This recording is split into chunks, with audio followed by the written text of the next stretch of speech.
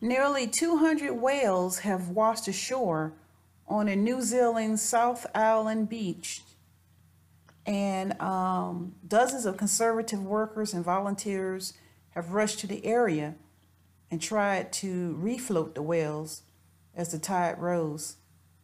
But at least 2 dozen of the 198 mammals have already died, despite the efforts to save them.